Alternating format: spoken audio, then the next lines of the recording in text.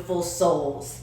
Today's episode is one of my most powerful episodes because we're talking about identity, who you think you are, who you were taught to be, and the woman you are becoming, or the person that you are becoming. And if you're listening to this right now, I believe that this episode is meant for you. Because the truth is, you can transform your entire identity in 1 year. At any age, at any stage of life, whether you're 16 or 60, you can become the version that you've always felt inside. Not through force, not through shame, but through alignment, self-awareness, faith, and the courage to finally listen to your own voice. So, segment 1, where I started and what changed. A year ago, I wasn't the woman you're hearing today. Yes, I had accomplishments. Yes, I was working hard. But internally, I was still carrying old identities that did not match the woman I was trying to grow into. And if I'm really honest, I still had limiting beliefs I didn't even know were running the show. I wasn't even aware that I was self-sabotaging. Beliefs from childhood, beliefs from religion, beliefs from society, beliefs that told me be small, be quiet, be nice, don't be too much. Programming many women in America have been taught. But something inside me woke up and I started feeling this pull, a whisper saying, Heather, you were meant for more. You were meant to rise, to evolve, to stop dimming your light to make the world more comfortable. Stop dimming your light to fit in or to please others. So, I am a Christian, but I'm not uber religious. I don't follow every rule, and I don't necessarily fit into the perfect Christian woman box. But I do have a personal relationship with God, a very real one. He's in my car. He's in my conversations. He's in my intuition. He's in those quiet nudges that say, trust yourself. I'm telling you this for a reason. You're feeling this for a reason. I made you powerful for a reason. I made you ambitious for a reason. And here's something that I've learned on this journey. Spirituality and sensuality are not opposites. Faith and feminine power can coexist. God doesn't want you to stay small. He wants you aligned in what He created you to do. But to hear God clearly, I had to learn to hear myself clearly. I had to ask myself questions I had never asked. Like, what do I want? What does Heather want? What is my heart's desires? What feels true to me? What feels true for me? Not what I was taught, not what I expected other people wanted to hear or wanted me to say, but what did I really desire? Let's talk about shadow work and why it matters. This part wasn't glamorous. Shadow work is messy. It's uncomfortable. It makes you confront the versions of yourself you've avoided. It makes you confront your not so great parts, maybe your bad parts. But it's also the most liberating thing you will ever do.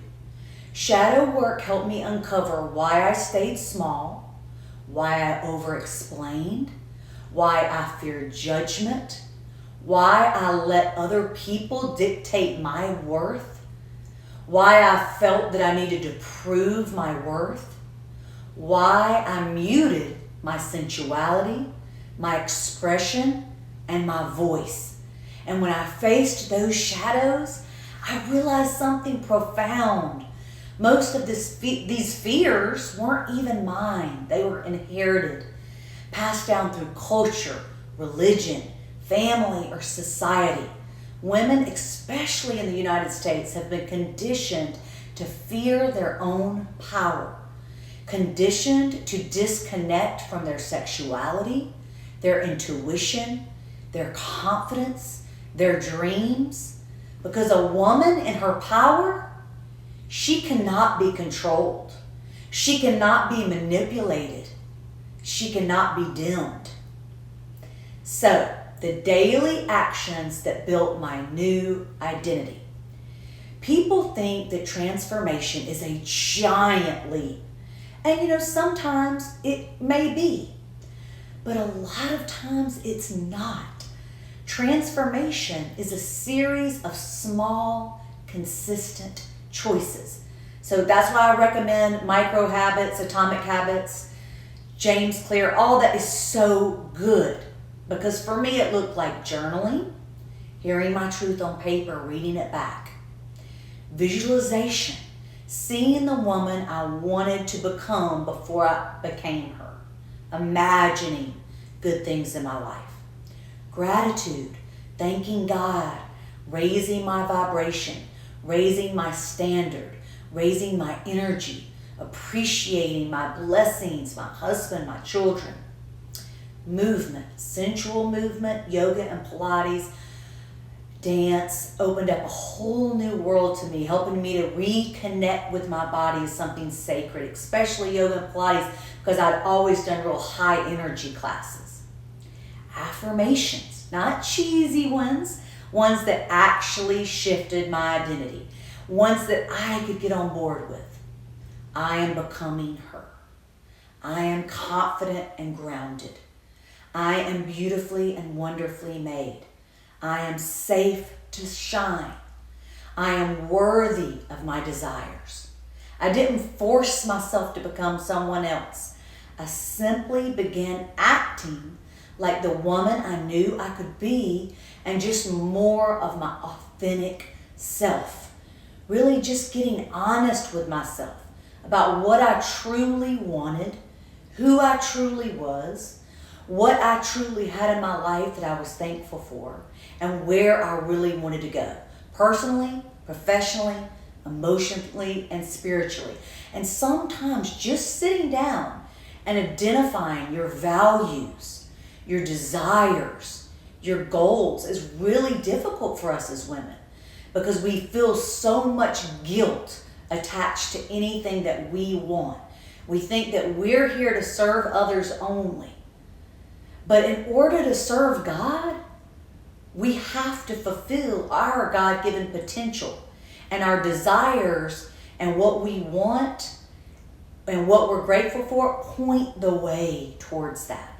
And when we think about what we're thinking about and we take the time to do journaling, to do affirmations, the universe, God, source, whatever you believe in, reveals your direction.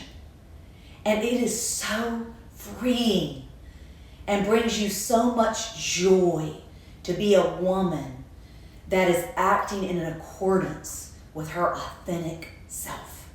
One of the hardest lessons that this year has brought for me is that I'm not rising because I'm pushing harder. I'm rising because I softened. I stopped beating myself up for every misstep. I stopped demanding perfection. I stopped being on this performance wheel of if I go harder and longer and stronger, then I can meet my goals. I stopped abandoning myself. Self-compassion created space for evolution. And evolution created confidence. Confidence created alignment. And alignment created everything else. It also helped me to be more aware of what I already had. An amazing relationship with my husband, with my children, with my friends. This is your reminder, beautiful, beautiful woman. Your identity is not fixed. You can rewrite it at any moment. You can rise at any age. You can step into your power no matter where you began. The woman that you want to become, she already lives inside you, and she's not far away. She's waiting for you to start listening. Listening to God. Listening to your intuition. Listening to your desires. Listening to the whispers of your soul. And when you do, you will become absolutely unstoppable. I am living proof of how you can transform your life. And you are no different than me. You are brilliant. You are powerful. You are beautiful. You are becoming. 10 years ago, I was a stay-at-home mom teaching hip-hop and personal training a few days a week. I loved my family and I poured myself into them. And I was very happy. But I had no education, no career, no identity outside of my family. And now I'm a clinical trial educator who travels the world and gets paid over 6 figures. I have my own fitness studio, my own virtual coaching business, my own podcast, my own blog. Your life can change in a moment. Now let's go over some journal prompts. You can do these, think about them while you're driving, or if you have a pen and paper, write them down. What beliefs about myself am I ready to release? Maybe you are in a line Christmas shopping. You can, put it on your phone. What identity am I stepping into this year? 2026. Who do I want to be? What would my highest self choose today? What would my highest self choose today? Where have I been abandoning myself, and how can I stop? Where have I been abandoning myself, and how can I stop? What desires have I been afraid to admit out loud?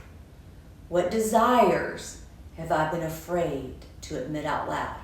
And I'm going to give you an example of this. One of mine was that my husband and I have this sexy, passionate whirlwind affair romance, right? That is very socially unacceptable in my world. People think that once you've been married a long time or once you're older, that's off the shelf, right? That's off the table. Well, I want to tell you, I have that relationship right now. We are closer, more passionate, more into each other than we were when we were dating. And let me tell you, we were really into each other when we were dating. So that's just one of those desires that I really wanted. I'm a romantic. I'm in love with love. I needed that in my life. And now guess what? I have it. This man that used to treat me not so great, like most men have been married a long time, treats me like a princess. And did I convince him somehow to change? No. I changed. I learned. I became more authentic of who I was and shared that with him. I became more myself.